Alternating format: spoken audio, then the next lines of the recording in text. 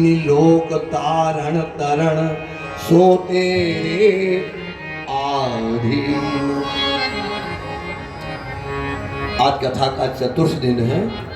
बड़े भाव से सभी एक भजन गाए, उसके बाद कथा में प्रवेश करते हैं। बड़े भाव से। जीवन है तेरे हवाले, जीवन है तेरे हवाले, मोरिया वाले। जीवन है तेरे हवाले, मोरिया वाले। जीवन है तेरे हवाले, मोरिया वाले। आके मोरिया वाले, सारे मोरिया वाले। आके मोरिया वाले, सारे मोरिया वाले। जीवन है तेरे हवाले, मोरिया वाले। जीवन है तेरे हवाले, मोरिया वाले।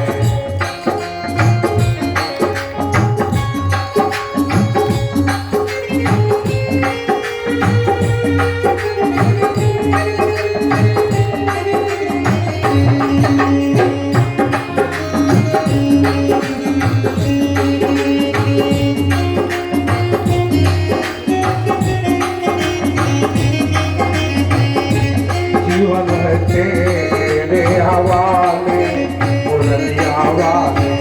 अपने चरणों का दास बना दे, अपने चरणों का दास बना दे। अपने चरणों का दास बना के वृंदावन में वसा ले। वृंदावन जीवन है तेरे हवाले, मोरिया वाले। जीवन है तेरे हवाले, मोरिया वाले। अपने अधर की मुरली बना के, अपने अधर की मुरली बजा ले। जैसा चाहे बजा ले, मोरिया वाले। जीवन है तेरे हवाले, मोरिया वाले। जीवन है तेरे हवाले, मोरिया वाले।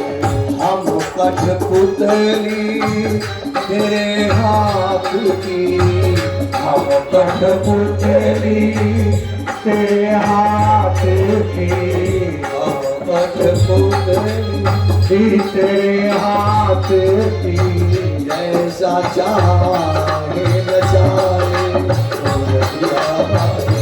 जैसा चाहे बचा ले, मोरिया वाले। जीवन है तेरे हवाले, मोरिया वाले। आके मोरिया वाले, आके मोरिया वाले। सारे मोरिया वाले। जीवन है तेरे हवाले, मोरिया वाले। जीवन है तेरे हवाले, मोरिया वाले। हम सब की अब विनती यही है, हम सब की अब विनती यही है। कर गई कंठ लगाल, कर गई कंठ लगाल, मोरिया वाले। जीवन है तेरे हवाले, मोरिया वाले। जीवन है तेरे हवाले, जीवन है तेरे हवाले, मोरिया वाले। जीवन है तेरे हवाले, मोरिया वाले। जीवन है तेरे हवाले, मोरिया वाले। जीवन है तेरे हवाले। बोलिए भागवत भगवान की जय, व्यास नारायण भगवान की जय, गुरुदेव नारायण भगवान की जय। जय श्री राधे श्याम।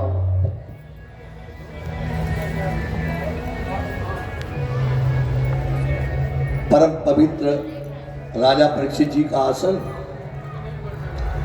जिस पर विराजमान श्री दिनेश गुप्ता और उनकी धर्मपत्नी उर्मिला गुप्ता और उनके सुपुत्र, क्या नाम है, मैं नाम भूल जाता हूं, उत्तम गुप्ता और उनकी बहू जी और उनके परिवार रिश्तेदार के पधारे हुए सभी भक्तगण और पांडाल में उपस्थित सभी भक्तगण,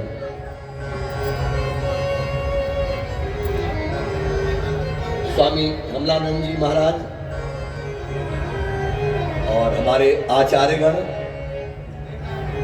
इधर विराजमान हमारे ये वादक कलाकारगण,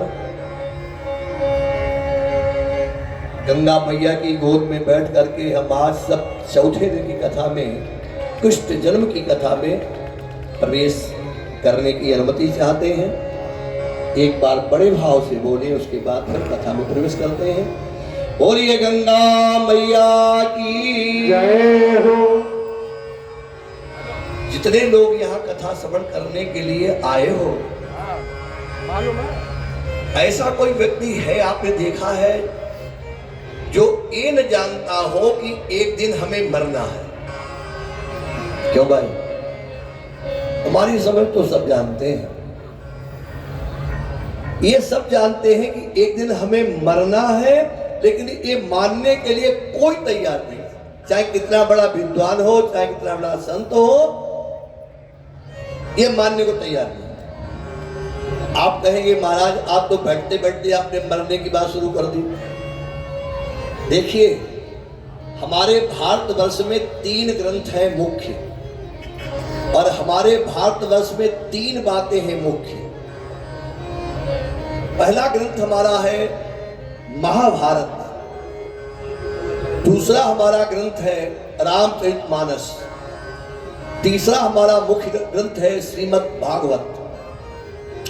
और 3 बातें मुख्य हैं दुनिया में। पहली बात है हम क्या करें और क्या न करें। दूसरी बात है हम जिए कैसे, और तीसरी बात है हम मरे कैसे। और देखिए, महाभारत हमको सिखाता है हम क्या करें क्या न करें, रामायण हमको सिखाती हम जिए कैसे, और भागवत जी हमको सिखाती हम मरे कैसे। तो आज से भागवत की मुख्य कथा प्रारंभ होने वाली, माने मृत्यु को संभालने वाली, मौत को संभालने वाली अगर कोई कथा है तो श्रीमद् भागवत जी है। तो इसलिए मैंने कहा कि हम सब जानते हैं कि मरना है, लेकिन मरने की बात मानने को तैयार नहीं। क्यों? आइए छोटी चर्चा करने के बाद आपको कथा मिले चलते हैं। एक जगह पर 4 व्यक्तियों ने एक व्यक्ति को मार डालने के लिए भगाया। जब उसने देखा मेरे प्राण नहीं बचेंगे, तो घोर जंगल में कुआं था, उस कुआं में कूद पड़ा। जितने घर के गांव के लोग बैठे हुए हो सब जानते हो कि पहले कुआं ही थे, और जब कुआं बनाए जाते थे तो उसमें पानी भरने के लिए बीच में एक लकड़ी लगाते थे। ये पंडित तू बैठ जा, अब तू फोटो बच चुकी, बैठ रहे। बोलिए गोविंद भगवान की।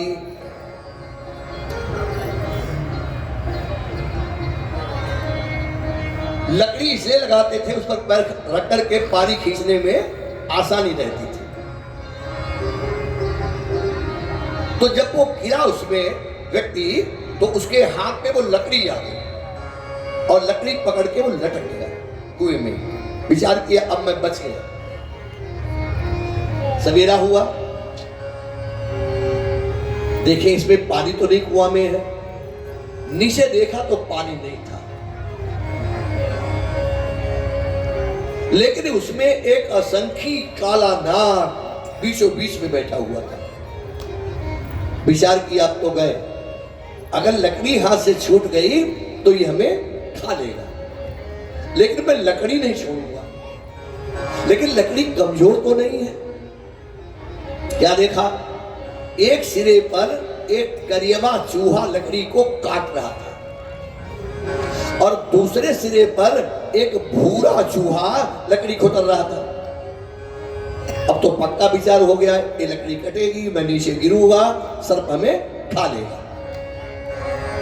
लेकिन अब भूख लगी भाई, 2 दिन 4 दिन 10 दिन भूख तो लगेगी। तो उसने ऊपर को निगाह की, क्या देखा, एक मधुमक्खी का इतना बड़ा छत्ता लगा था जिसमें से एक एक बूंद शहद टपक रहा था। अब तो मरता क्या करता, उसने अपना ऊपर को मुंह कर दिया, पीने लगा शहद मीठा मीठा। अब कोई चिंता नहीं, आराम से पी रहा है। न लकड़ी की चिंता है, न चूहों की चिंता है, न सांप की चिंता है। लेकिन चूहों ने काम नहीं बंद किया, लकड़ी काट दी और लकड़ी जब कटी तो वो नीचे गिरा, और जब नीचे गिरा तो सब देवता बैठे थे, इसीलिए खा लिए। कहानी खत्म, यही कहानी है। अब इसका मतलब क्या था, ध्यान से सुनो। एक कुआं जिसमें लटका हुआ है व्यक्ति, ये क्या है, हमारी तुम्हारी अंधी गृहस्थी। लटका किसके सहारे है, ये लकड़ी नहीं, ये हमारी तुम्हारी आयु है, उम्र है। लेकिन इस उम्र को काटने वाले 2 चूहा है, एक है करीबा चूहा माने रात, और एक है भुरवा चूहा माने दिन। ये अल्लाह 10 साल के हो गए, आज 20 साल के हो गए। अरे 20 साल के हो रहे नहीं, 20 साल घट गए। नीचे बैठा हुआ सर्प नहीं है, यह है हमारा आपका समय। समय बहुत बलवान होता है? एक समय कृष्णचंद्र भारी आए आधी राति, एक समय कंस का पछारी आए छरमा, एक समय रावण ने 10 दिशा जीत ली, एक समय 10 शीश डाले रहे रणमा, एक समय पारथ ने भारत में रण कियो, एक समय भीलन ने लूट लियो बनमा। समय की गति को बखाने को शालिग्राम, सूर्य के 3 पन होते एक दिन मां। हमारी आपके तो औकाते कुछ नहीं है, सूर्य भगवान भी सवेरे कुछ, दोपहर कुछ और शाम को अस्त। तो देखो, ऊपर एक आदमी भूल क्यों गया कि हमें मरना है। ये जो छत्ता लगा है मीठा मीठा शहद, ये क्या है, सबसे पहले विवाह हो जाना, ये पहली बूंद है। घर में बेटा का जन्म हो जाना, दूसरी बूंद है। तीसरी बूंद है कन्या का आ जाना, लड़की पैदा हो जाना। अब उसी के विवाह में गौना किया, रौना किया, सौना किया, तब तक कालूराम शास्त्री आधम के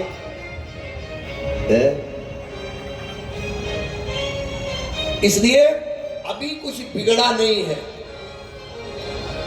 एक बात और आपको बता दूं, फिर कथा में ले चलता हूं। दुनिया में सबसे कीमती चीज क्या है जानते हो? रुपया पैसा, कि खेत, कि मकान, कि पत्नी, क्यों भाई, कि परिवार, कि अपना शरीर ना। सबसे कीमती दुनिया में चीज है श्वास, जो इसके अंदर चल रही है कि नहीं? और हम आप हर चीज को व्यवस्था करते हो, हर चीज को संभाल के रख रहे हो, लेकिन जिसके द्वारा सब चीजें संभलती हैं उन्हीं का हम आप बेरहमी से नाश कर रहे हो। बेरहमी से है? सांसों की बर्बादी बेरहमी से कर रहे हैं हम आप। जानते कितनी कीमती है सांस? लोमस ऋषि का नाम आपने सुना होगा, लोमस ऋषि का। एक बार भगवान राम जब 14 वर्ष से लौट करके आते हैं जंगल से, तो अपनी अंगूठी दी और कहा, लक्ष्मण ये लोमस ऋषि को दे के आओ। तो लक्ष्मण लेकर के गए। क्या देखा लक्ष्मण ने? कि लोमस ऋषि खिचड़ी पका रहे थे, और आपने देखा होगा चावल या खिचड़ी जब पकाओ तो उसमें माड़ आता है, तो बाबा जी क्या करते थे, माड़ चाटते जाते थे। तो लक्ष्मण को लगा कि भैया की भी बात समझ में नहीं घुस आती है। बताओ, इतना अधीरजी बाबा जो खिचड़ी पक करके भोग लगा करके खाना नहीं इसको आता है, ये माड़े चाट जाता है, बड़े माड़े चाट रहा है, खिचड़ी झूठी कर रहा है। लेकिन चलो हमें क्या लेना देना। बाबा जी ये प्रभु जी ने अंगूठी भेजी है, तो लोमस जी ने कह दिया कि वो कमंडल पड़ा है उसमें डाल। जब लक्ष्मण उस कमंडल में अंगूठी डालने गए तो आंख खुली की खुली रह गई। वैसी ही अंगूठी तमाम उसमें पड़ी हुई थी पहले से। तो लक्ष्मण को बड़ा आश्चर्य हुआ, बोले महाराज इसमें तो ऐसी अंगूठी तमाम पड़ी है। बोले इतने अवतार तेरे राम के मेरे सामने हो चुके हैं, इतने अवतार। तो अब लक्ष्मण से राज नहीं पड़ी। लक्ष्मण ने कहा बाबा जी एक बात कहूं, आप इतने अधीरजी हो कि खिचड़ी पकड़े नहीं दे रहे हो, बाढ़ चाट रहे हो, और हमारे प्रभु के अवतार तुमने इतने देख लिए। बोले लक्ष्मण मैं मार नहीं चाटूंगा, खिचड़ी बना के खाऊंगा, लेकिन तुझे एक रजिस्ट्री करना पड़ेगा, बैनामा करना पड़ेगा। बोले किस बात का?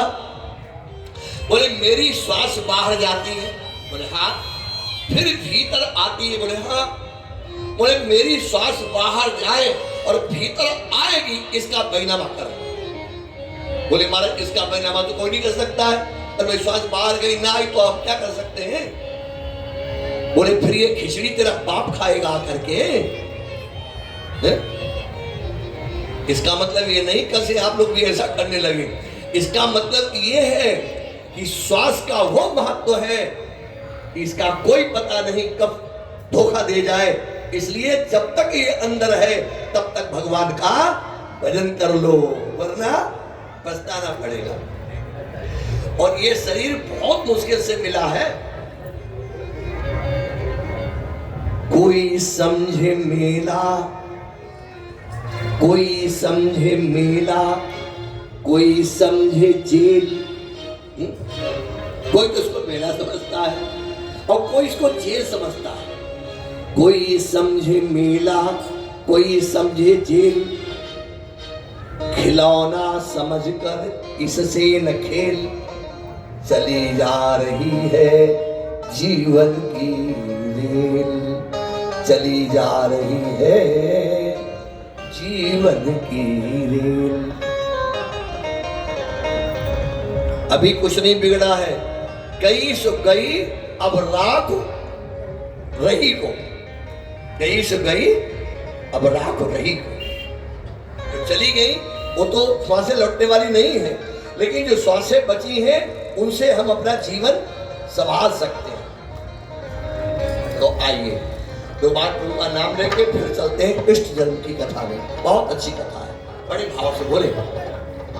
आजा आजन हाई तेरी याद आई, आजा आजा रे कन्हाई तेरी याद आई, आजा आजा रे कन्हाई तेरी याद आई, तेरी याद आई, तेरी याद आई, तेरी याद आई, तेरी याद आई।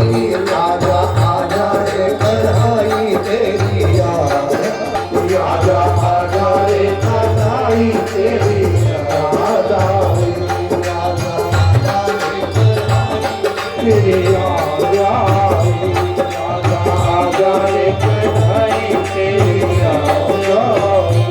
तुमने कौए चराई बहुत दिन भीतर गए, तुमने कौए चराई बहुत दिन बीत गए। यहाँ से हमें आपका चेहरा केवल ये 3-4 लोग इनका दिखाई पड़ता, बाद में किसी का भी दिखाई पड़ता। यहाँ सामने लाइट ज्यादा है तो शर्माने की बात नहीं है, चेहरा हमें दिखाई पड़ता है, तो इसलिए आप खूब चिल्लाइए, और बिना चिल्लाए भगवान प्रसन्न होने वाला है नहीं। अभी हम तुम वहां तक नहीं पहुंचे हो जो मने में भगवान का स्मरण कर लो। तो बोलिए, आजा आजा रे कन्हाई तेरी याद आई। आजा आजा रे कन्हाई तेरी याद आई। आजा आजा रे कन्हाई तेरी याद आई। तुमने माखन चुराया बहुत दिन बीत गए। तुमने माखन चुराया बहुत दिन बीत गए। तुमने चुराया बहुत दिन बीत गए। तुमने माखन चुराया बहुत दिन बीत गए। तुमने कौने चराई बहुत दिन बीत गए। तुमने कौने चराई बहुत दिन बीत गए। आजा आजा रे कन्हाई तेरी याद आई। आजा आजा रे कन्हाई तेरी याद आई। आजा आजा रे कन्हाई तेरी याद आई। तुमने चीर चुराए बहुत दिन बीत गए। तुमने चीर चुराए बहुत दिन बीत गए। तुमने रहस्य रचाया बहुत दिन बीत गए। तुमने रहस्य रचाया बहुत दिन बीत गए। आजा आजा रे कन्हाई तेरी याद आई। आजा आजा रे कन्हाई तेरी याद आई। आजा आजा रे कन्हाई तेरी याद आई। आजा आजा रे तेरी याद आई।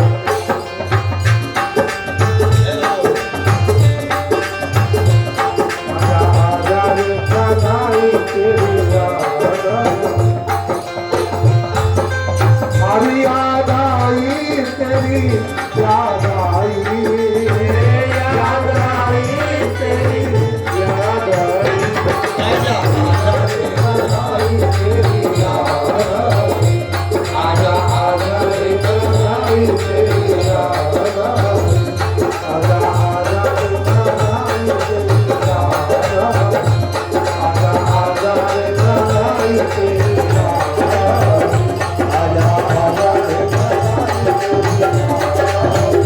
आजा आजा रे कन्हाई तेरी याद आई। आजा आजा रे कन्हाई तेरी याद आई। आजा आजा रे कन्हाई तेरी याद आई। आजा आजा रे कन्हाई तेरी याद आई। आजा आजा रे कन्हाई तेरी याद आई। आजा आजा रे कन्हाई तेरी याद आई। परम पवित्र मां गंगा के तट पर बैठे हुए हैं भगवान सुखदेव जी और उनके सामने बैठे हुए राजा परीक्षित जी। राजा परीक्षित ने आज एक प्रश्न किया है भगवान सुखदेव जी से। क्या? तो श्लोक सुनिए।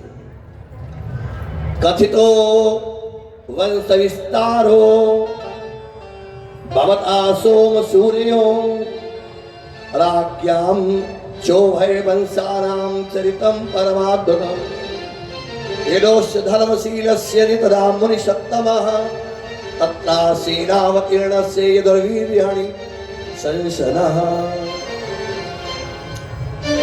आपने सूर्य और चंद्रवंश की कथा सुनाई, बहुत अच्छा लगा। लेकिन प्रभु अब आप वादा खिलाफी कर रहे हैं। तो भगवान सुखदेव जी ने कहा क्या?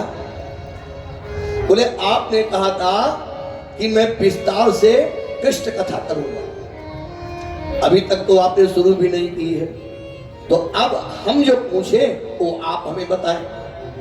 बोले पूछिए। बोले एक तो पहले हमें शंका ये है कि भगवान शेष देवकी उदर में जाते हैं और बिना मृत्यु के वो रोहिणी के पुत्र कैसे हो गए, रोहिणी के कोख में कैसे पहुंच गए। दूसरी शंका हमें यह है कि भगवान कृष्ण का अवतार गोकुल में हुआ था और वो मथुरा के कारागृह में हुआ था, और मथुरा के कारागृह से वो निकल करके गोकुल में कैसे पहुंचे। कति वर्षाणि विकीर्तानि गोकुलानि मध्य। उन्होंने कितने वर्ष गोकुल में बिताए, कानि कानि चरितानि कृतानि, कौन कौन से चरित्र किए, ये विस्तार से बताए। सुखदेव भगवान बहुत खुश हो गए। क्यों? आपने देखा होगा, अपने स्वभाव का व्यक्ति जब कोई मिल जाता है तो व्यक्ति को बहुत खुशी होती है। कोई तंबाकू खाने वाला हो और उसके पास तंबाकू न हो और कोई तंबाकू वाला मिल जाए तो आदमी को लगता है कि राम जी मिल गए, ऐसा लगता है उसे। तो आज सुखदेव भगवान ने कहा, राजन, ये जो तुमने पूछा है इससे 3 प्रकार के प्राणी पवित्र हो जाएंगे। कौन कौन? सबसे पहले बोले वक्तारम, कथा कहने वाला। वक्तारम माने कथा कहने वाला। हमको कई लोग कहते हैं, महाराज अब कथा बंद कर दो। मेरी भी कभी कभी इच्छा होती है कथा बंद कर दो, लेकिन फिर विचार करता हूं कि इसमें लिखा है वक्तारम, कथा कहने से व्यक्ति पवित्र हो जाता है। तो पवित्र होते रहो जब तक सामर्थ्य होते रहो, बात बाकी फिर देखा जाएगा। वक्तारम। दूसरा नंबर है प्रक्षका, माने परीक्षित का, जो कथा करवाता है वो पवित्र हो जाता है। और तीसरा है श्रोत्री, जो कथा सुनते हैं, श्रोता लोग। 3 प्रकार के प्राणी इस कथा के श्रवण करने पवित्र हो जाते हैं। देखिए राजन, अब हम तुम्हें कथा सुनाते हैं कृष्ण अवतार की, ध्यान से सुने। जैसे इस कलयुग में सब पापी नहीं है, न सब धर्मात्मा है, ऐसे ही द्वापर युग में न सब पापी थे न सब धर्मात्मा थे। लेकिन कुछ लोगों के वजह से पृथ्वी कांप रही थी। वो कौन थे? एक तो मगध देश का राजा जरासंध, जिसमें 10,000 हाथियों का बल था, और एक राजा था चंदेरी देश का राजा, जिसका नाम था शिशुपाल राजा। तो देखें जरा, और इनका भी एक गुरु था। वो कौन था? कि गंगा यमुना का दिव्य देश, गंगा यमुना का दिव्य देश, और आरत हो अरे रोधा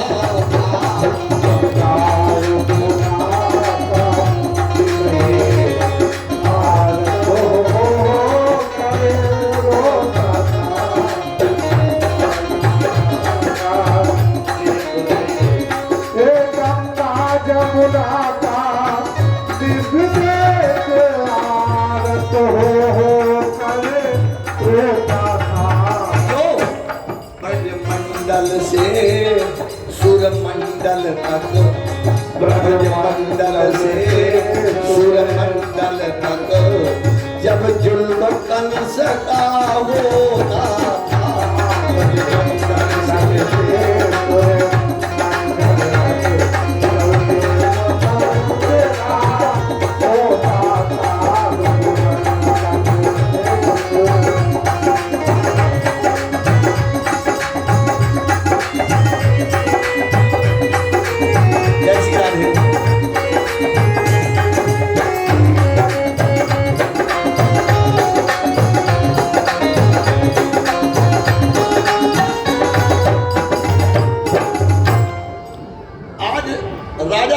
अत्याचारों से पृथ्वी कांप रही थी, और पृथ्वी दुखी होकर कहां पहुंची है?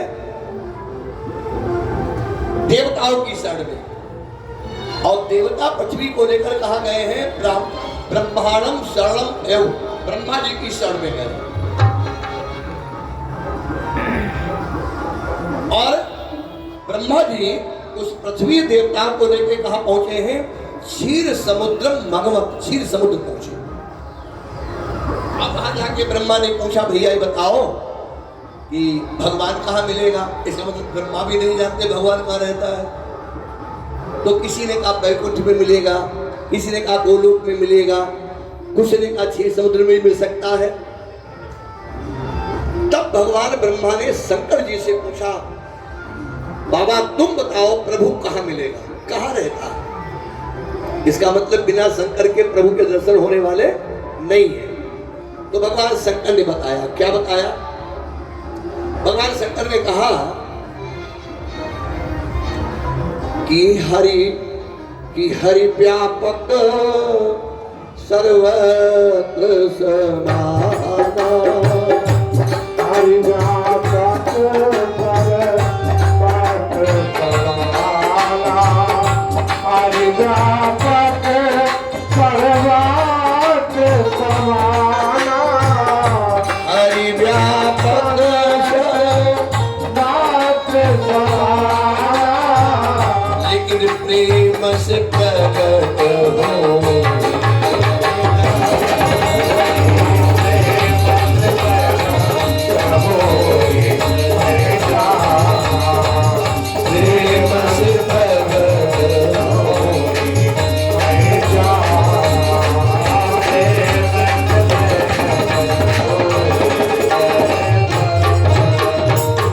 ऐसी कोई जगह नहीं जहां परमात्मा नहीं है कि नहीं?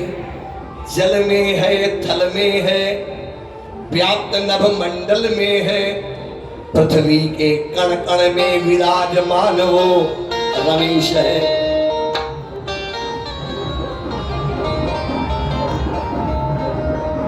जैसे लकड़ी में आग है लेकिन बिना रगड़ने से चिंगारी निकलने वाली नहीं, ऐसे ही परमात्मा हर जगह है।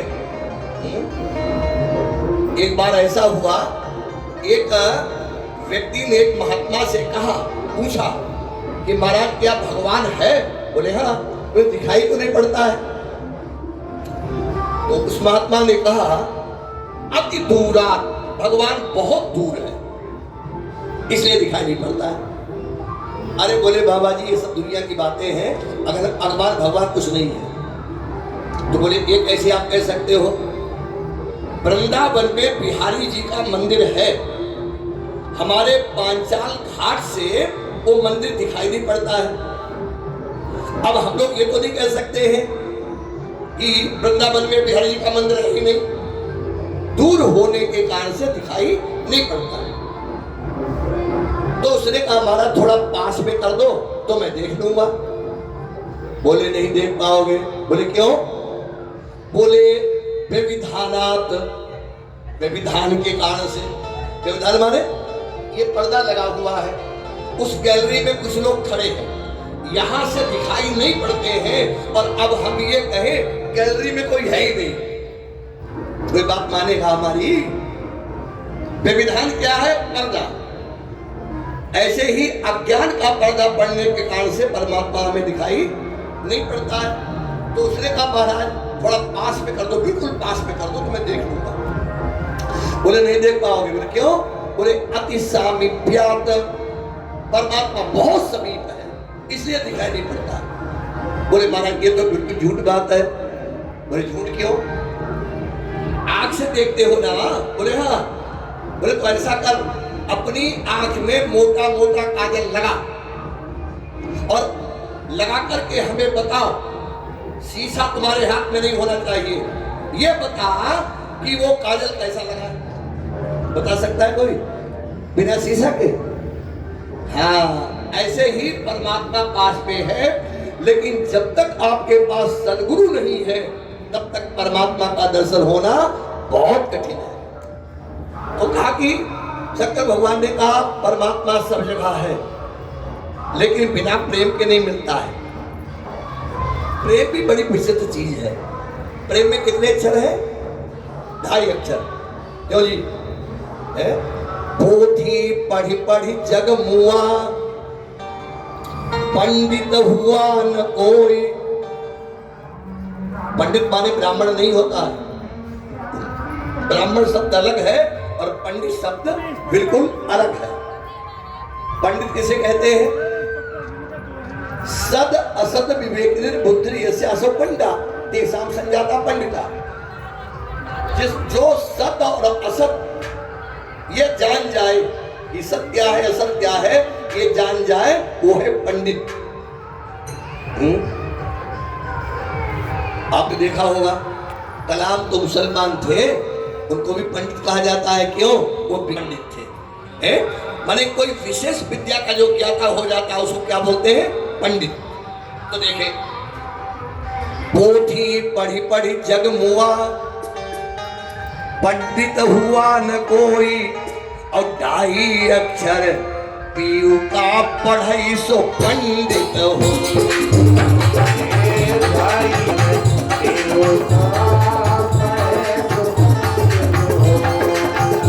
ढाई अक्षर पीयू का पंडित हो।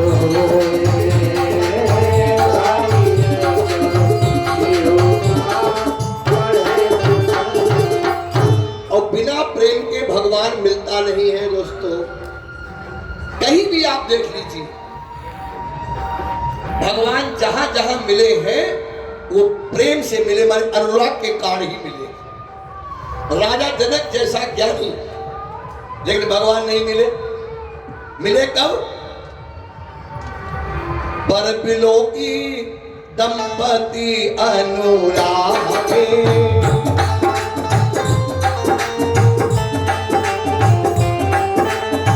पर बिलो की दंपति अनुराग, पर बिलो की दंपति अनुराग, शरण सरोज पखारन लागे, शरण सरोज पखारन। राजा जनक महाज्ञानी है, ज्ञान से नहीं मिले, अनुराग माने प्रेम से मिले। और महा मूर्ख कहिए या बिना पढ़ा लिखा कहिए, केवट कब मिले? बोले अति आनंद उमगी अनुरागा।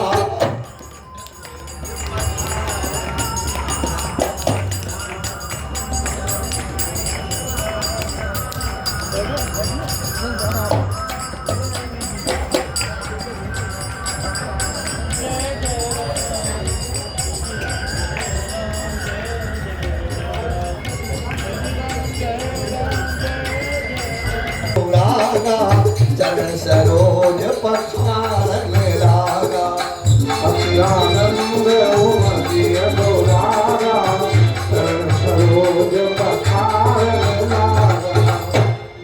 केवट को चरण कब मिले? अनुराग माने प्रेम से। तो देखिए प्रेम में ताकत कितनी होती है, थोड़े प्रेम की ताकत देखिए।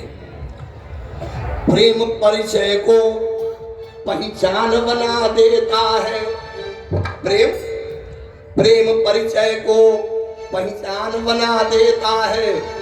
प्रेम परिचय को पहचान बना देता है। परिचय को पहचान बना देता है। परिचय को पहचान बना, प्रेम वीराने को गुलिस्तान बना देता है। प्रेम वीराने को गुलिस्तान बना देता है। प्रेम वीराने को गुलिस्तान बना देता है। मैं औरों की नहीं आप भीति कहता हूँ, क्या प्रेम इंसान को भगवान बना देता है। इंसान को भगवान बना देता है। प्रेम इंसान को भगवान बना देता है। प्रेम इंसान को भगवान बना देता है। प्रेम इंसान को भगवान बना देता है। प्रेम इंसान को भगवान बना देता है। प्रेम इंसान को भगवान बना देता है। ये है प्रेम की ताकत। और बिल्कुल सही बात है, ये जो साईं बाबा है ना, ये कोई भगवान नहीं है, ये राम जी के दास थे, राम जी के भक्त थे। और देखिए आज महिमा राम जी की, कि जितने मंदिर राम जी के नहीं है उससे ज्यादा बन गए साईं राम जी के है। ऐसा है, प्रेम इंसान को भगवान बना देता है। इंसान को भगवान बना देता है। इंसान को भगवान बना देता है। प्रेम में कितनी ताकत है, एक बात और बताओ, क्या कि सबसे ऊंची प्रेम सगाई सबसे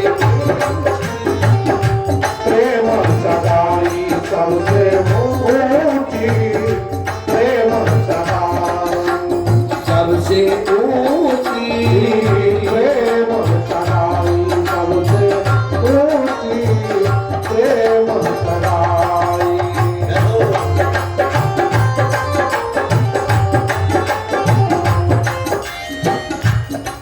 दुर्योधन की मेवा त्यागी साग विदुर घर खाई दुर्योधन की मेवा त्यागी साग दुर्धर खाई दुर्योधन की मेवा त्यागी साग दुर्धर खाई सबसे ऊंची प्रेम सगाई सबसे ऊंची प्रेम सगाई सबसे ऊंची प्रेम सगाई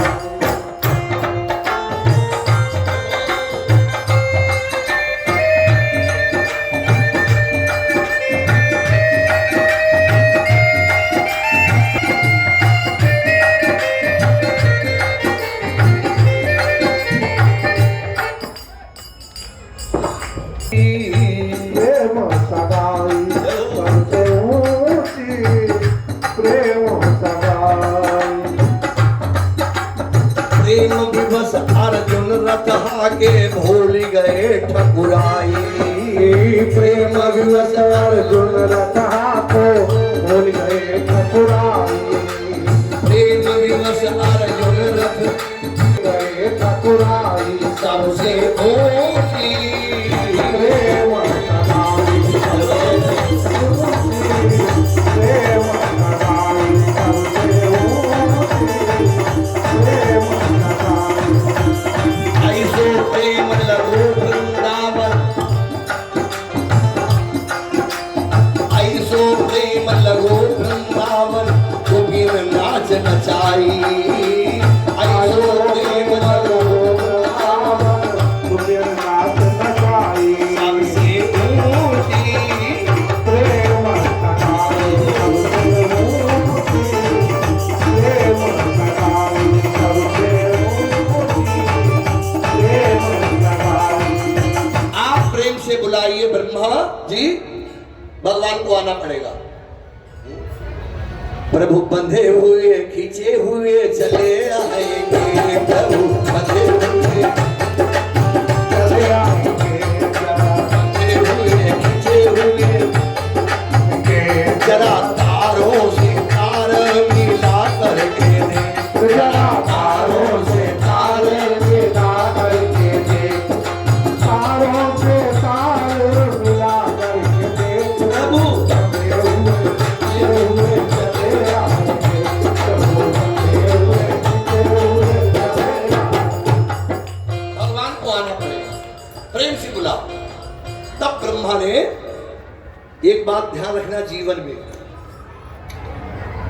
कभी दुखी को मत सताना गरीब को मत सताना गरीब की आय बड़ी खराब होती है और भगवान किसकी सुनता है दुखी की दुखियों की लिखा है दुखियाओं का करुणा क्रंदन अपना प्रभाव दिखलाता है नर क्या नारायण तक का भी सिंहासन हिल हिल जाता है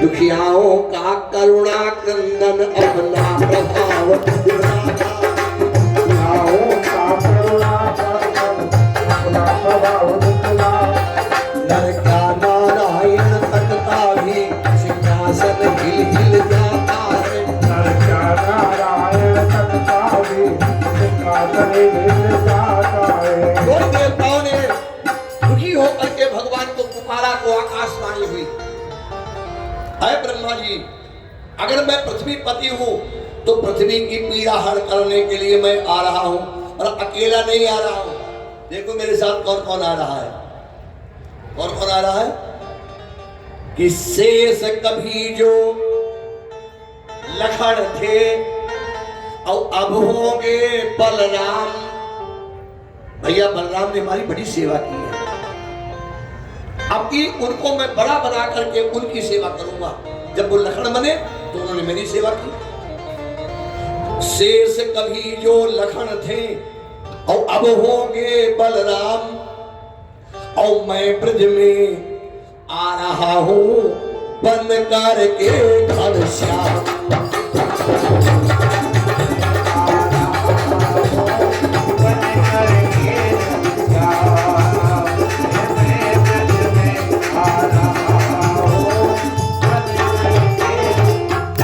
अब की राम नहीं बनूंगा, राम बना तो लोगों ने मुझे रोटी खाना मुश्किल कर दिया।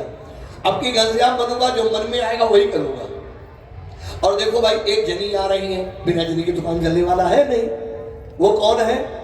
बोले गोलोक निवासिनी महाशक्ति।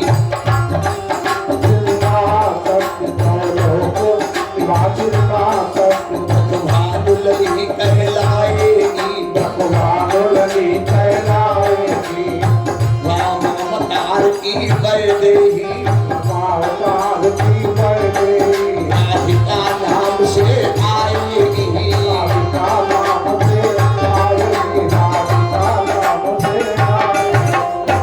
बिना राधा के मेरा अवतार नहीं हो सकता है। जानते हो राधा के नाम का कितना महत्व है?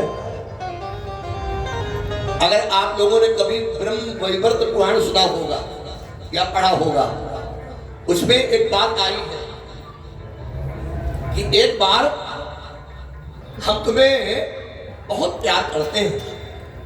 तो राधा ने कहा कितना करते हो? कुंटल, 2 कुंटल, 4 कुंटल, आखिर में कोई है? अरे महाराज, कोई कीमत होती है फिर प्रेम की। बोले फिर भी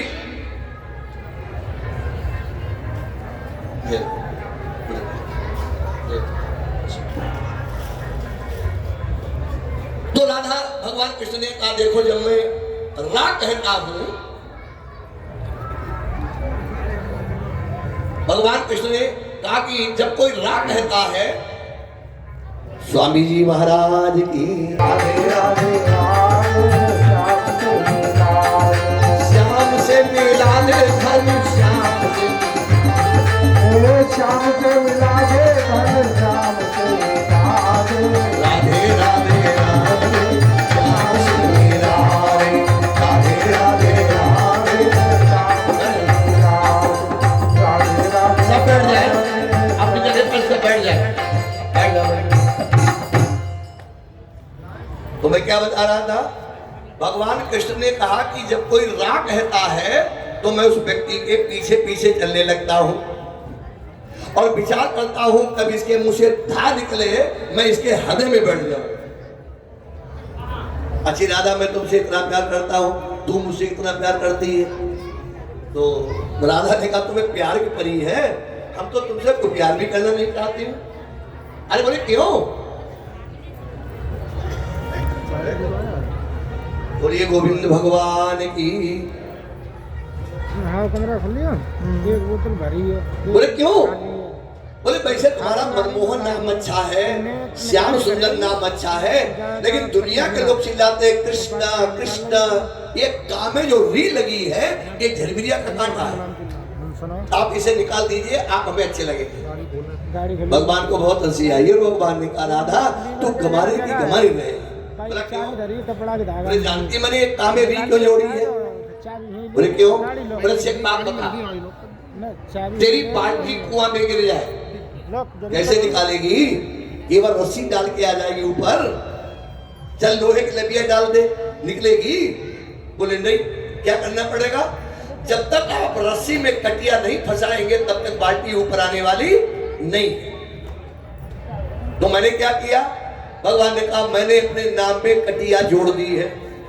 जो हमारे भक्त भवसागर में गिर गए हैं वो हमारे नाम रूपी कटिया में उलझ कर और हम तक आ जाए, इसलिए मैंने अपना नाम रखा है कृष्ण।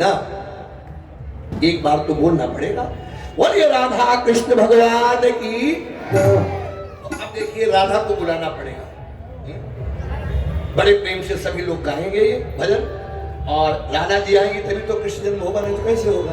बड़े प्रेम से बोलिएगा बोले मीठे रस से भरोरी, मीठे रस से भरोरी राधा रानी लागे, महारानी लागे, मन खारो खारो जीरो लागे। वो मीठे रस से भरोरी राधा रानी लागे, महारानी लागे, मन खारो खारो यमुना जी को पानी लागे। मीठे रस से भरोरी राधा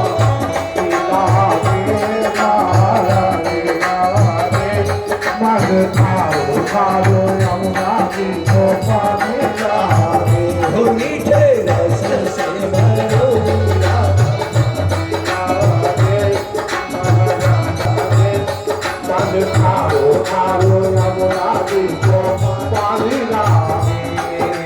जमुना जी तो कारी कारी राधा गोरी गोरी, यमुना जी तो कारी कारी राधा गोरी गोरी, जमुना जी तो कारी कारी राधा गोरी गोरी, यमुना जी तो कारी कारी राधा गोरी गोरी।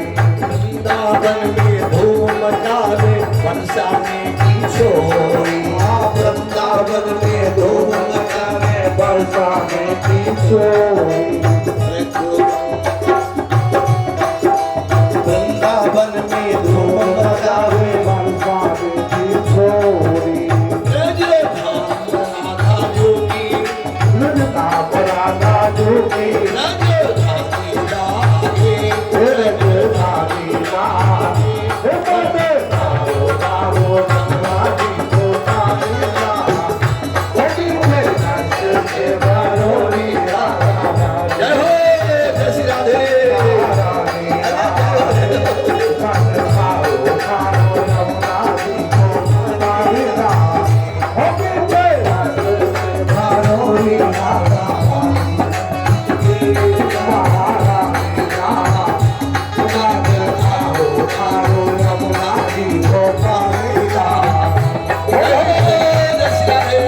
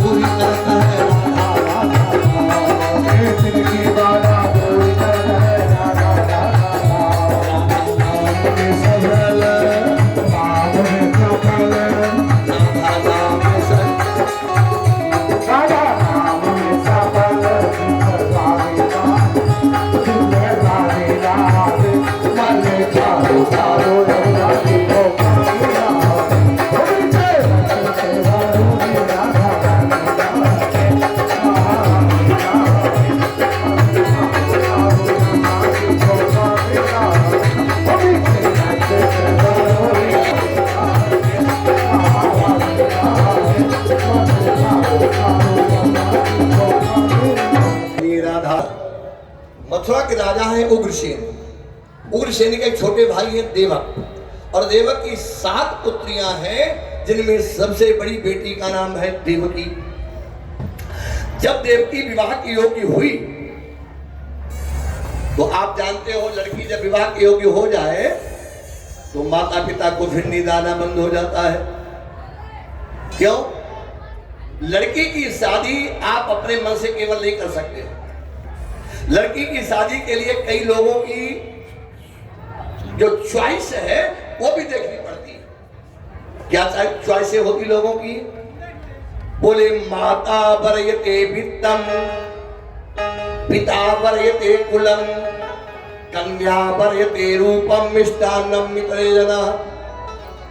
माता चाहती है मेरी कन्या जहां जा रही है वहां रुपया पैसा की कमी न हो, और पिता वरयते कुलम, पिता चाहता है कुल खानदान में टीका नहीं होना चाहिए, और कन्या चाहती है हमारा पति गुणवान हो, शीलवान हो, रूपवान हो। और वरतिया क्या चाहते हैं? लड़की कानी हो, लड़का खुतरा हो, उन्हें कोई मतलब नहीं है। सवेरे 5 बजे की पचमेल धोना सामने आ जाए। आपने देखा होगा जब आदमी बारात में जाता है तो राजा रूपमांगल सिंह बन जाता है। दोपहर तक हाथ चलाने वाला व्यक्ति भी वहां कहता है महाराज अभी चाह नहीं आई, तो हमने कहा कहो से लो मैंने चाह नहीं आई। एक विडंबना है हमारे देश की। विडंबना क्या है? लगभग सबके लड़कियां हैं, लेकिन लड़की के बाप को लड़के का बाप परेशान न करे ऐसा तो हो ही नहीं सकता है। ये विडंबना है। जबकि लड़की 2 कुलों के नाम को उजागर करती है, और बेटा तो एक ही कुल का है, चाहे तो वो भी डुबो दे। लड़की का पल्ला भारी है, लेकिन फिर भी ये जो माताएं बैठी हैं ये ही अपनी जात की दुश्मन है। जी हाँ, चाहे वो नंद हो, चाहे वो सास हो, चाहे वो देवरानी हो, चाहे वो जेठानी हो, अपने देवर को, अपने पुत्र को, अपने बड़े भाई को कह कह जब तक तेल डरवा के आगे न लगवा दे तब तक उनको चैन नहीं पड़ता है। फिर तुम्हारे लिए बनी है 9 लाख की हवेली। क्या बनी है? अरे बहू को मारो, बहू को मारो, लेकिन मीठी मार मारो। मीठी मार जानती हो? नहीं जानती हो? मीठी मार मारो। एक बहू अपने ससुराल आई पहली बार, तो उसे गुद्धनिया नहीं होती जो गेहूं में गुड़ मिला करके, उसको क्या कहते हैं? गुद्धनिया तो बोलते हैं। तो उसको उसके खाने की बड़ी शौक थी। अब उस ससुराल में कैसे खाए? तो उसका देवर जा रहा था भुनाने कुछ बाहर पर, तो उसकी भाभी ने कहा कि भैया अम्मा को पता नहीं चले। पहले बहुए लड़के अपनी सास या माँ से क्या कहते थे? अम्मा। कितना प्यारा शब्द था अम्मा। क्यों? फिर वो थोड़ा पढ़े लिखे लोग तो बोलने लगे माता जी। चलो ठीक है, अच्छी बात है, माता जी ठीक है। लेकिन जब ज्यादा पढ़ गए तब क्या बोलने लगे? मम्मी। जानती भी हो मम्मी किसे कहते हैं? बड़ी खुश हो जाती है जब लड़का मम्मी कहता है। जानते मम्मी किसे कहते हैं? क्रिश्चियन जब मरता है उसकी डॉट बॉडी जिस उसमें बक्से में रखी जाती है उसको मम्मी बोलते हैं। वो मम्मी ही धीरे धीरे मम्मी हो गया बदलती। ये है। और पहले हमसे आपसे लोग क्या कहते थे? बपुआ। माने अपने बाप से क्या कहते थे लोग? बपुआ। फिर लोग पढ़े लिखे तो पिताजी कहने लगे। फिर और ज्यादा सभ्य हो गए तो क्या बोलने लगे? पापा। दुनिया का पाप इकट्ठा हो तो पापा। और उसके बाद जब ज्यादा पढ़ लिख गए तो क्या बोलने लगे? डेड। डेड माने मर गए। अच्छा डेड माने क्या होता तो ये जानते हैं। डेड माने दिल्ली में मैंने एक लड़की से पूछा कि तू अपने बाप को डेढ़ क्यों बोलती है, डेढ़ माने तो मरना होता है। तो उस लड़की ने बहुत अच्छा उत्तर दिया, बोले देखो महाराज जी, मैंने अपने ओठों में लगाई है लिपस्टिक, मैं कहूंगी पिताजी तो ये बिगड़ जाएगी, मैं कहूंगी पापा तो बिगड़ जाएगी, और जब मैं कहती हूँ डेढ़, बाप मरे चाहे पार बज जाए, लिपस्टिक बिल्कुल बरकरार सही रहनी चाहिए। हाय क्या हो गया हमारे भारतवर्ष को, क्या संस्कार हो गए हमारे भारतवर्ष के। तो देखिए आज उसने कहा अम्मा न जल पाए और वो भुना लाना, क्या गेहूं, तो लड़का भुना लाया और अपने देवर से कहा कि ये चकिया की भीड़ी के नीचे रख देना, जब मैं चकिया चलाऊंगी तो मैं खा लूंगी। उसे में चकिया चलती थी, अब उसे रात में नींद नहीं आवे, जल्दी सवेरा हो तो मैं चकिया चलाऊं तो ये कोई धनिया खाऊं। तो अब जाकर के सवेरा हुआ और वो जल्दी जल्दी पीसने लगी और उसने 2-4 फंके मारे, तब उसे चेत आया कि हाय इसमें गुड़ किसने मिलाई है। भाई देवर तो मिलाएगा नहीं, वो तो गुना मिलाया, रख गया होगा, गुड़ किसने मिला दी इसमें। जानते क्या हुआ, सास को कोई काम लगा तो सास ने जाकर के भिड़ी के नीचे हाथ डाला तो वो कटोरा निकला आया भुने गेहूं का। तो सास ने विचार किया, लगता है हमारी बहू को गुड़धड़िया खाने का मन है, तो उसने क्या किया, उसमें गुड़ मिला करके कटोरा वहां का वहां रख दिया। और जब बहू ने खाया तो उसे पता चला, सास ने मीठी बात मारी कि बहू बेटा ये तेरा घर है, इसमें डरने की बात नहीं है, जो चाहे सो खा सकती है, जैसे चाहे रह सकती है, तुझे डरने की आवश्यकता नहीं। ये है मीठी मार, मीठी मार मारना, कड़वी मार मत मारना, नहीं तो फिर हवेली में पहुंच जाओगी। तो देखें, माता बरते वित्तम पिता बरते कुलम कन्या बरते रूपम मिष्टान्नम मित्र जनम। राजा कंस से पूछा गया तुम्हारी बहन का विवाह किससे किया जाए, तो कंस ने कहा मुझे तो केवल एक ही लड़का पसंद है, वो है सूरसेन का पुत्र वसुदेव। अब इसकी बात कौन टाल देता, पीली चिट्ठी भेज दी गई, धूमधाम के साथ में बारात लेकर के आएगा वसुदेव। और देखिए क्या लिखा है, विदा हुई रथ पर चढ़े, विदा हुई रथ पर चढ़े दंपति वर्ष आनंद, और पहुंचाने कुछ दूर तक चला कंस मति मंद। पहुंचाने कुछ दूर तक चला कंस मति मंद, पहुंचाने कुछ दूर तक चला कंस मति। आज कृष्ण जन्म है तो थोड़े कंबल भी बटने हैं यहाँ। तो अभी लगभग 15-20 मिनट के बाद में टाइम बचा है, लगभग 8 घंटा। तो इसी में पूरी कथा भी करनी है और ये कंबल भी बंटवाने हैं। तो अभी आप बड़े ध्यान से कथा सुने, उसके बाद कोई जाए नहीं। आज बहुत अच्छा प्रसाद आया, सभी लोग प्रसाद लेकर के जाए। बोलिए गोविंद भगवान की। जो ही रथ मथुरा के बाहर पहुंचा, आकाशवाणी हुई कि अरे कंस इस देव की काही अष्टम लाल, और हम बतलाते हैं तुम्हें होगा तेरा काल। जो इतना सुना राजा कंस ने देवकी के बाल पकड़ लिए, नीचे डाल लिया, छाती पर बैठ गया मारने के लिए। वसुदेव ने हाथ लगा दिया तलवार पर और क्या बोला, फिर कहा हुआ क्या आज तुम्हें जो यो आपे से बाहर हो।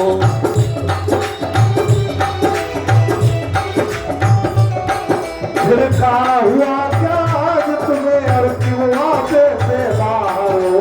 अग्नि पर खंड उठाते हो तो वीर नहीं हो कायर हो। अग्नि पे खंड उठाते हो तो वीर नहीं हो कायर हो।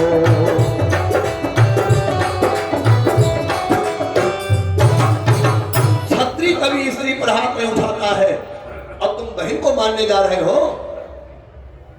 इसने देवकी को छोड़ दिया और वसुदेव पर जैसे में दौड़ा तलवार लेकर के, तो देवकी ने विचार किया स्त्री का सबसे बड़ा आभूषण है लज्जा, लेकिन कब तक, जब तक उसका पति है।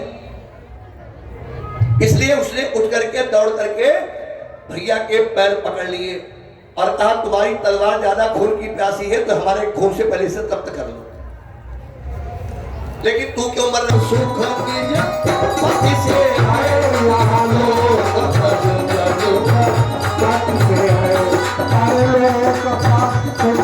पति से आए,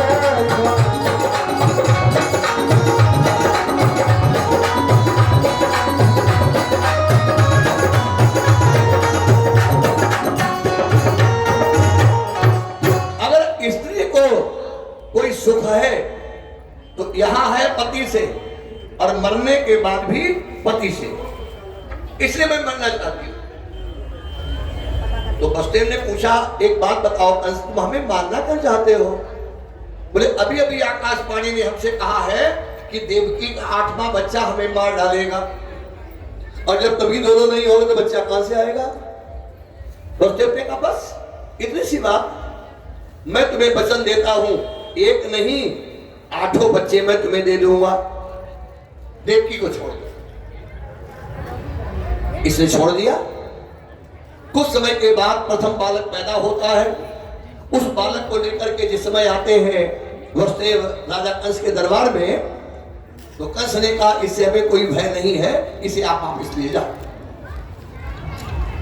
और जब वसुदेव उसको लेकर के चले, उसी समय एक बाबा जी आ गए। जानते हो उनका क्या नाम था? जानते हो? श्रीमन नारायण नारायण नारायण श्रीमन नारायण नारायण नारायण श्रीमन नारायण नारायण नारायण श्रीमन नारायण नारायण नारायण भगवान नारायण नारायण नारायण। नारद जी का आगमन हो जाता है। नारद जी, और तुम कौन से जानते हो पहला कौन है, 8वां कौन है? नीचे उतरो। एक गोल दायरा खींचा, 8 लकीरें खींची, बोले गिनती करो। अब जब 1 से गिनी तो 8वीं, 8वीं से गिनी तो पहली। बोले अब कौन सी मानोगे, पहली कौन सी मानोगे, 8वीं। अब इतना कह करके बाबा सरक गए। जानते हैं ये क्यों किया नारद जी ने? संत ऐसा कर सकता है, किसी की हत्या करवा सकता है, लेकिन जानते हैं नारद जी कि जीना जीवो अगर चाहो तो जीवन की रक्षा करो। अगर तुम अपनी पूरी उम्र चाहते हो तो कोई जीव तुम्हारे हाथ से मरना नहीं चाहिए। संत का स्वभाव तो वैसे ही सरल होता है, लेकिन संसार के उद्धार के लिए भगवान का अवतार जल्दी हो जाए, इसके लिए आज संत को ऐसा बोलना पड़े। जानते संत क्या होते हैं? आप लोगों ने शायद संत एकनाथ जी का नाम सुना होगा। ऐसा कहते हैं संत एक दिन नर्मदा स्नान करके आ रहे थे अपने घर के लिए। एक मुगल बैठा हुआ था पेड़ पर, एक ही रास्ता थी जाने की। उसने क्या किया, थूक दिया। संत ने कुछ नहीं कहा, लौट गए, फिर स्नान किया। स्नान करके फिर रास्ता एक ही था, वहीं से निकले, फिर उसने थूक दिया। और एक बार नहीं, 2 बार नहीं, 108 बार थूका उसने। जब 108वीं बार लौट करके आए संत एकनाथ जी, तो वो चरणों पर गिर पड़ा, महाराज क्षमा कर देना मुझे, मैंने आपको बहुत परेशान किया है आज। संत एकनाथ ने कहा भैया तुमने परेशान कहाँ किया, तुमने तो हमारे ऊपर उपकार किया है। क्या उपकार किया? बोले महाराज वैसे मैं 3 बार स्नान करता था, प्रातः दोपहर सायं, लेकिन आप तेरी कृपा हो गई तो 108 बार नर्मदा स्नान करने का मुझे फल मिल गया। ये है संत का स्वभाव। और ऐसे वैसे नहीं थे संत एकनाथ जी। जानते हो क्या लिखा है कि एक दिन जब ये पितर पक्ष आते हैं तो पितर पक्ष में इन्होंने अपने पितरों को भोजन कराने के लिए ब्राह्मणों के लिए भोजन बनवाया। उस समय डालडा वालडा नहीं चलता था, शुद्ध घी चलता था। उसकी महक निकली। करीब 50 भिखारी जा रहे थे। तो भिखारियों ने आपस में बात की, देखिए पंडितों का भाग्य, क्या माल खाते हैं, और हमको देखो, कहीं ये भोजन हमको मिल जाता तो आज आनंद आ जाता। ये संत एकनाथ ने सुन लिया, अपनी पत्नी के पास गए और कहा, तुम्हें थोड़ा कष्ट तो होगा, लेकिन मैं चाहता हूं ये भोजन हम उन भिखारियों को करा दूं। पत्नी भी भगवान के पास से उनकी बैसी थी। उसने कहा, महाराज करा दीजिए। 50 भिखारियों को भोजन करा दिया। अब गांव में हलचल मच गई। ब्राह्मणों ने जाकर के कहा कि इसके यहाँ भोजन नहीं करना है, इसने हमसे पहले भिखारी कैसे खिला दिया। ये भी बड़ा झंझट चलता है, तुम आगे खाओ तुम पीछे खाओ, ऐसा होता है। कोई भी आज इसके यहाँ भोजन करने नहीं जाएगा ब्राह्मण। 2 लट्ठे ब्राह्मण खड़े कर दिए गए दरवाजे पर, कोई भी गांव का ब्राह्मण नहीं जाएगा। संत को कोई मतलब नहीं था, उसने जितना निमंत्रण किया था उतना भोजन बनवा दिया और सबके उतनी पतले परोस दी अपने आंगन में और सबके ऊपर भोजन परोस दिया। भाई कोई नहीं ना, और वो खड़ा हो गया और उसने हाथ जोड़ के कहा कि गांव में जितने ब्राह्मण हैं उनके जो पितर नहीं है, यहाँ जो पितर मतलब लोग मर चुके हैं, वो पितर सब आकर के हमारे यहाँ भोजन करें। जानते हो, ये था संत एकनाथ जी महाराज का स्वभाव। और उससे क्या हुआ, जितने भी गांव के ब्राह्मणों के पितर थे वो सब उतर करके आए और बैठ गए उसमें लैंड पे। अब वो लट्ठे जो खड़े थे वो गांव में भाग करके गए कि महाराज हमारे तुम्हारे बाप बाबा दादा सब बैठे हुआ भोजन के लिए हैं। अब बड़बड़ बची, सब भाग करके आए, संत एकनाथ को प्रणाम किया, महाराज क्षमा कर देना, हमसे बड़ी गलती हो गई। ये होते हैं संत। संत की कृपा हो जाए तो फिर बातें क्या है। एक बात जीवन में ध्यान रखना, संत का महत्व कितना होता है ये तो अभी मैंने आपको सुना दिया, लेकिन एक बात याद कर लो, हमसे आपसे संत बहुत अच्छे हैं। आप कहोगे क्यों भाई, हम आप घर गृहस्थी में भी फंसे हुए हो, ये कम से कम गृहस्थी तो त्याग चुके हैं, घर तो छोड़ चुके हैं, पुत्र का माया मोह तो छोड़ चुके हैं, इसलिए संत हमसे आगे है। तो देखिए, नारद जी के कहने पर उसने उस बालक को मार डाला कंस ने, और एक नहीं 6 बालक मार डाले। सातवें में भगवान शेषनाग का अंश आता है। भगवान विष्णु ने योग माया से कहा कि इस गर्भ को लेकर के रोहिणी के उदर में पहुंचा दो, और माया ने वही किया और कहा, ऐ योग माया, हम संसार में तुम्हारी पूजा करवाएंगे, तुम्हारे नाम पढ़ेंगे, जयंती मंगला काली भद्रकाली कपालिनी दुर्गा क्षमा शिवा धात्री स्वाहा सुधा नमस्ते, ये तुम्हारे नाम पढ़ेंगे। और धीरे धीरे समय बीता।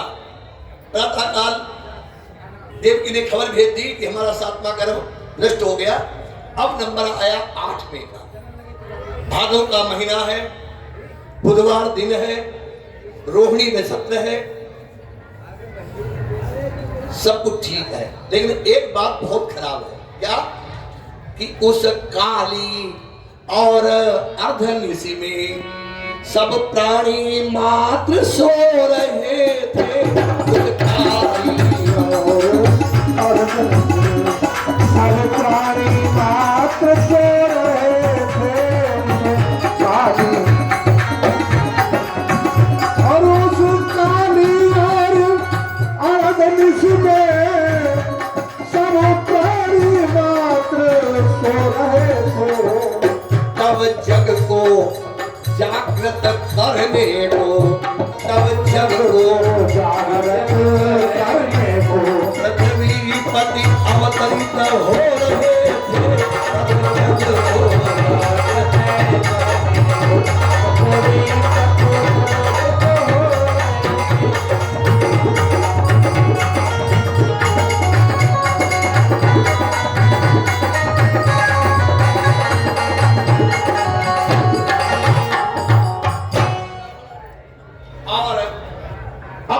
मैया देवकी को एक सपना आता है। आधी रात का समय है। मैया देवकी ने क्या देखा कि एक छोटी सी मूर्ति सामने आई है। मैया ने कहा तुम कौन हो? तो चतुर्भुजी बन आ गई अब तो सन्मुख मूर्ति। मैया पहले तू जान ले, तूने मांगा था कि तेरा जैसा बेटा हो, अब हम अपना जैसा बेटा कहां ढूंढते, तो मैं ही तेरा बेटा बनने आ गया।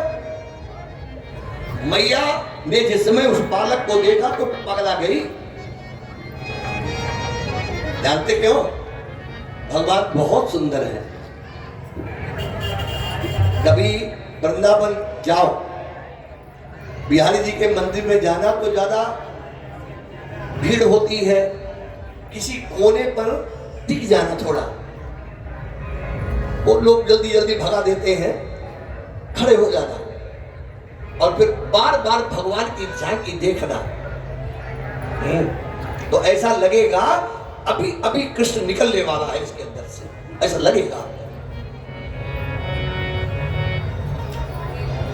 बहुत सुंदर है। अरे हम आप तो हिंदू हो, अगर कृष्ण सुंदर लगते हैं, राम सुंदर लगते हैं तो कोई बड़ी बात नहीं है। हमारे प्रभु कितने सुंदर हैं।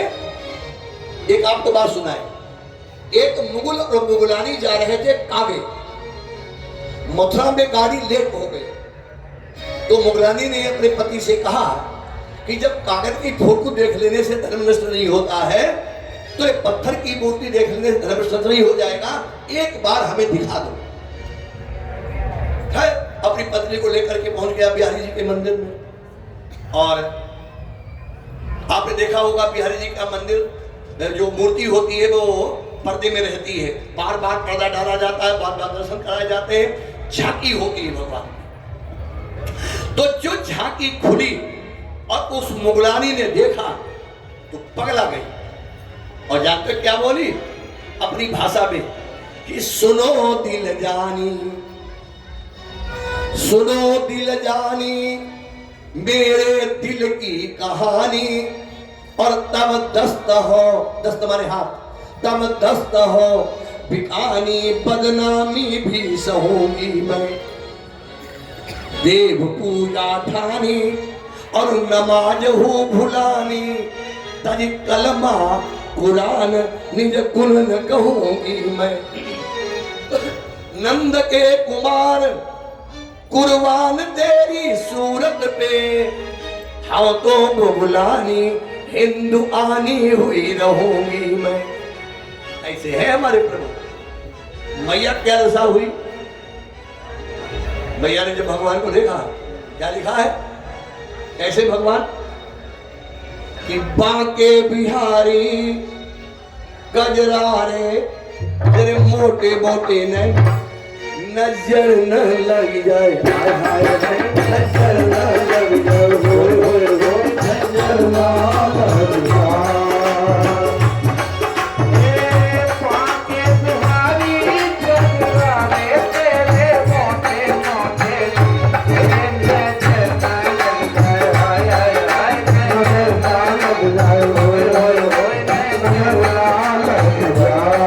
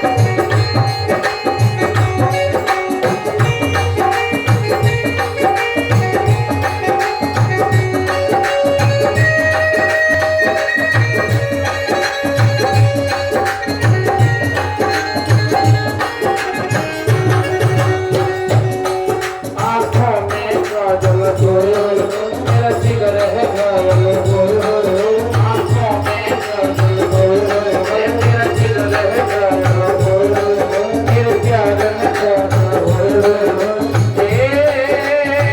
मैं तो पानी में बनवानी तेरे मोटे मोटे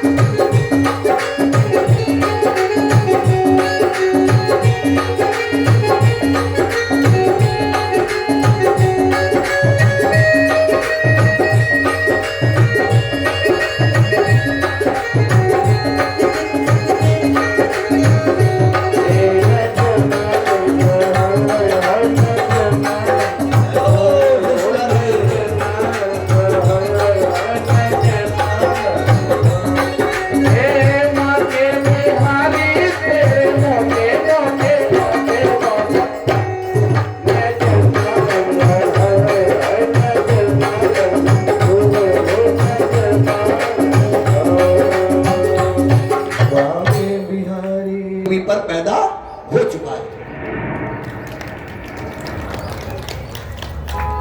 एकदम सन्न रह गया। देवकी वसुदेव को उसने कारागृह से मुक्त किया, लेकिन निडर बंद रखा। अब इसकी बात तो बाद में करेंगे, चलते हैं थोड़ा गोकुल। प्रातः काल का समय होता है और मैया यशोदा की आंख खुली और बालक को देखा तो मानो गए हुए प्राण लौट आए हो। सबसे पहले भय का बलुआ लगता है और जितनी भी गोपियां हैं वो सब चली हैं बुलावा करने के लिए। और देखिए क्या क्या पहन के चली है कि सरवती कपासी बादामी चुनरिया पहाड़ कर रही, सरवती कपासी बादामी चुनरिया पहाड़ कर रही थी।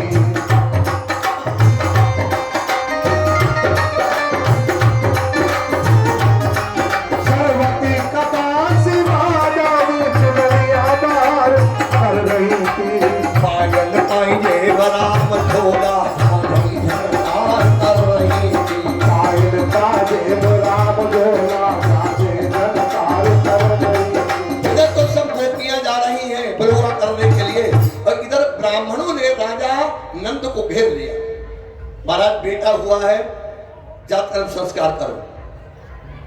पहले राजाओं महाराजाओं के यहाँ जातकर्म संस्कार होते थे। जातकर्म संस्कार जानते हो? दही और शहद मिलाकर के सोने की सलाखा से बच्चे के जीभ पर लिखा जाता था सरस्वती का बीज मंत्र। सरस्वती का बीज मंत्र क्या है? ह्रीम ओम ह्रीम, ये लिखा जाता था। तो उससे क्या होता था, बच्चा 14 विद्याओं के ज्ञाता हो जाते थे। और आजकल बच्चा पैदा हुआ, दाई जी आई, अपवित्र हाथ मुंह में डाला, बच्चा जो ज्ञान था वो भी नष्ट हो गया उसका। तो देखें आज नंद बाबा ने 9 लाख गैया है, नंद बाबा के 2 लाख गौओं का दान किया है ब्राह्मणों के लिए। 7 दिनों के पर्वत बनवा करके और उसमें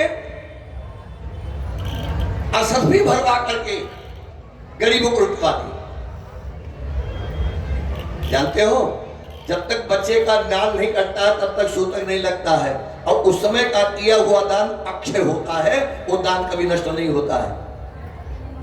तो आज जितनी भी गोपियां हैं वो सब गा रही हैं क्या कि जसोदा जायो लाजना यशोदा जायो लालना में देखन में दयाल जसोदा जायो लाजना वेदन में सुनियाई मैं वेदन में सुनियाई मैं वेदन में सुनियाई मैं वेदन में सुनियाई नूरानंद में सुनियाई अरे यशोदा जायो लालना में वेदन में सुनियाई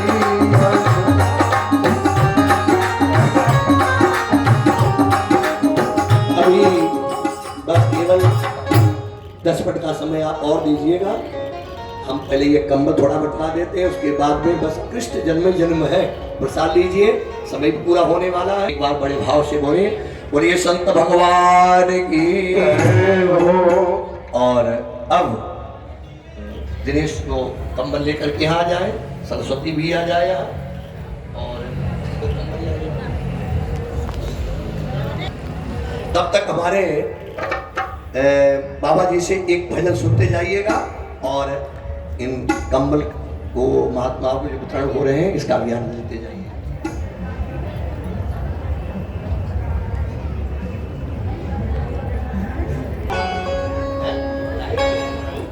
मुकट सिर मोर का मेरे चित चोर का तूने न सरकार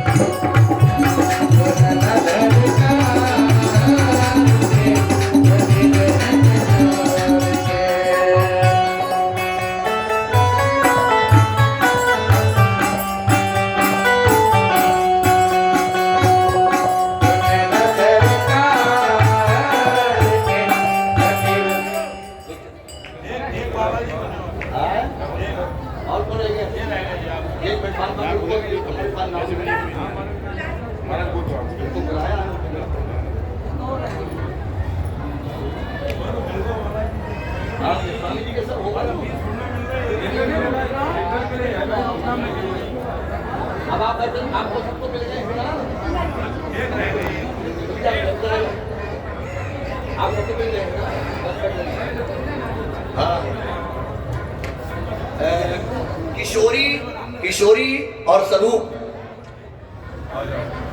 और घनश्याम जी, मीरा, श्यामा, अमिता, कुन्नी, कुंती,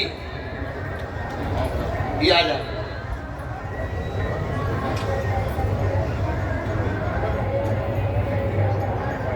किशोरी, स्वरूप, घनश्याम, मीरा, श्यामा, अमिता, कुन्नी, कुंती, कुंती के कौन है वो? कुंती के है देश, राधा और भगवान सुखी, इतने लोग आ जाए।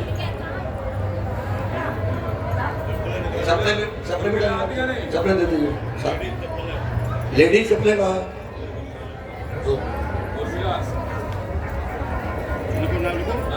आ जाओ, आगे बढ़ो, आगे बढ़ो, आगे बढ़ो।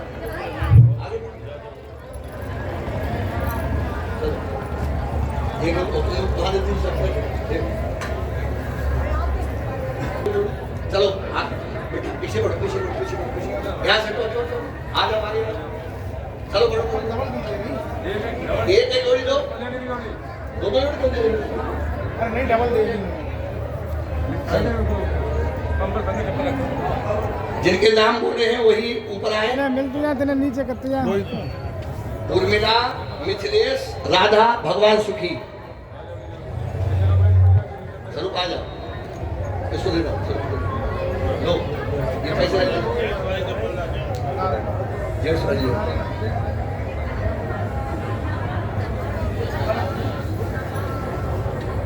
आपका क्या नाम है? घनश्याम, अरे घनश्याम, ठीक है, इनका नाम लिखा दो, उनको भी घनश्याम को जाओ। किशोरी कहाँ है? किशोरी आज कोई बात नहीं।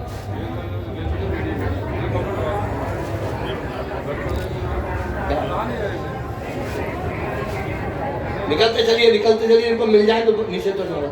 चल आगे बढ़ो,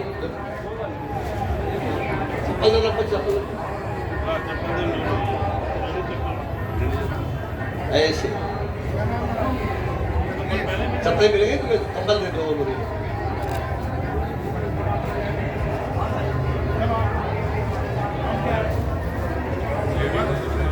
चलो चलो बढ़ो बढ़ो, अब हटो, पीछे हटो, पीछे हटो। हाँ ना हट जाए बेटा, गड़बड़ हो जाएगा उठने में।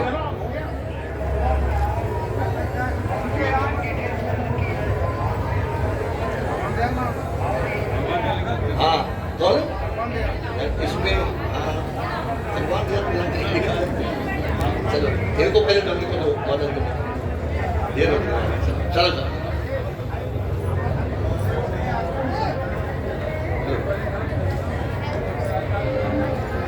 हाँ वेद प्रकाश और ये कौन है? उर्मिला भोलेपुर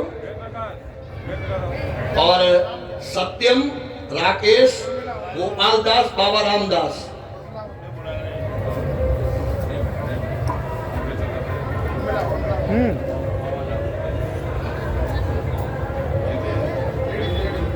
बताओ पहुंचा नहीं मालूम।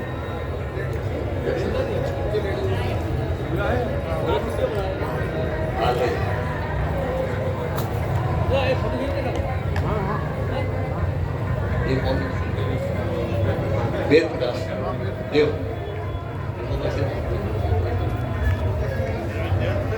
और देखिए परसों 12 तारीख को साड़ी बटेंगी, है तो साड़ियां हैं, पांडित्य में बड़ा माल आ जाता है तो क्या करूं, तो इसलिए वो 12 तारीख को बटेंगी। उनके नाम लिख लिए जाएंगे, जिनको इच्छा हो अपना नाम लिखा दें और उनको सबको साड़ी मिलेगी। और जिनको आज कंबल हमारे पास लिखे नहीं मिल पाए तो बिल्कुल कोई तो नहीं। ये कौन है भैया? दे रहे हैं।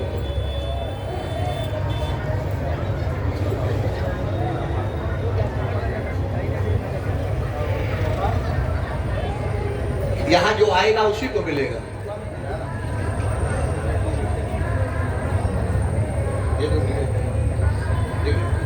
यहाँ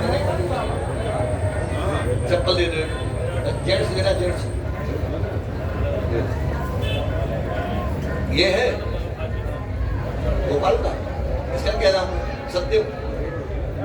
तो गोपाल का रहेगा।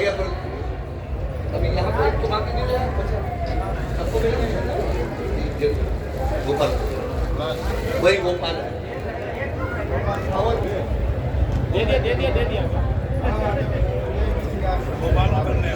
चल गोपाल बात ले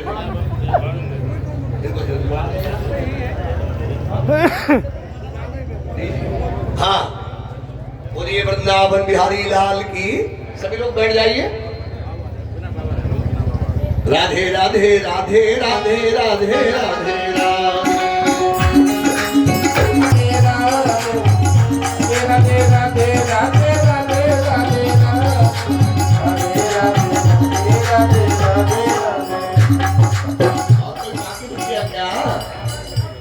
जो बाकी रह गया उनको परसों मिल जाएंगे, ठीक है। जब साड़ी बटेगी तो जिसको नहीं मिल पाया है कंबल उनको परसों मिल जाएगा, बैठ जाएंगे और बाद मिल जाएगा।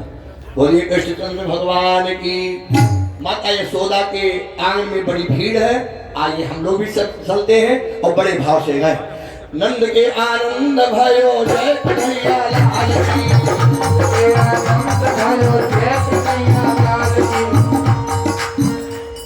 कल की कथा का